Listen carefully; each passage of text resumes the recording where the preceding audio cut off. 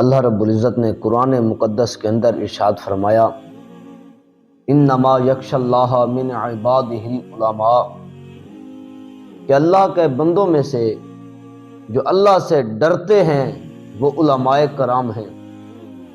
یعنی اللہ خالق کے کائنات نے قرآن مقدس کے اندر علماء کی یہ صفت بیان کی کہ ان کی یہ خصلت ہے، یہ صفت ہے کہ وہ اللہ رب العزت سے ڈرتے ہیں۔ باقی بندے بھی ڈرتے ہیں لیکن علماء کچھ زیادہ ڈرتے ہیں۔ حضرت عبداللہ ابن عباس رضی اللہ تعالی عنہ آپ کا قول ہے، آپ فرماتے ہیں کہ بندہ ساری رات عبادت کرتا رہے، دوسری طرف عالم دین رات کو سونے سے پہلے کوئی ایک مسئلہ پڑھ کر سمجھ کر وہ سو جائے تو ساری رات عبادت کرنے والے سے زیادہ فضیلت اس عالم دین کی ہے۔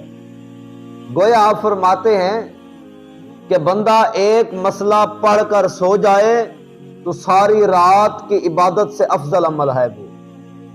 اور اسی طرح سے ایک اور حدیث پاک کا مفہوم ذکر کرتا ہوں۔ سرکار فرماتے ہیں کہ دو خصلتیں منافق کے اندر کبھی جمع نہیں ہو سکتی، ایک اچھا اخلاق، دوسرا حضور نے فرمایا کہ علم دین، یعنی فقہی سمجھ، دین کو سمجھ کر چلنا، سوچ سمجھ کر کام کرنا، شرعی احکام کو پورا کرنا، علم دین کا آ جانا اور دوسرا اچھا اخلاق آ جانا، یہ دو چیزیں منافق کے اندر جمع نہیں ہو سکتی۔ ایک اور حدیث پاک ہے کہ حضور علیہ السلام نے فرمایا کہ دو چیزوں کے علاوہ کسی پر رشک جائز نہیں ہے۔ وہ تو چیزیں کون سی ہیں؟ پہلی چیز سرکار نے فرمائی کہ اگر اللہ رب العزت کسی کو دولت دے، پیسے دے اور وہ بندہ اچھے کام پر لگائے تو اس کا رشک کیا جائے، یعنی کہ اس کی اتباع کی جائے، اس کے پیچھے چلا جائے، وہ جیسے کرتا ہے جسے کہتے ہیں ریس کرنا، وہ ریس کی جائے۔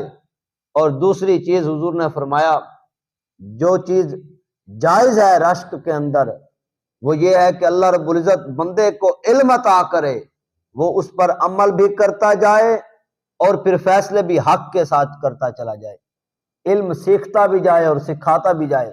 ان دو کے علاوہ کسی پر رشک کرنا جائز نہیں ہے۔ آج کا میرا جمعے کا جو عنوان تھا وہ یہی تھا کہ علم کی فضیلت، علماء کا مقام۔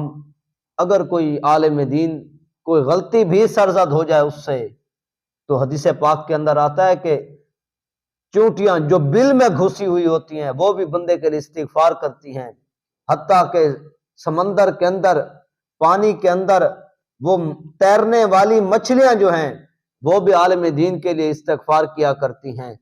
اور میں اپنے آج کے اس پورے جمعہ کی تقریر کا ثواب اپنے پیارے بھائی سید محمد رحیل شاہ کی روح کو پیش کرتا ہوں اور دعا گو ہوں کہ اللہ رب العزت میرے بھائی کو جنت الفردوس میں بلند مقام عطا فرمائے۔ اللہ رب العزت میرے اس بھائی کے تصدق سے ہم سب کا بھی خاتمہ ایمان پر فرمائے۔ وما علینا الا البلاغ المبین۔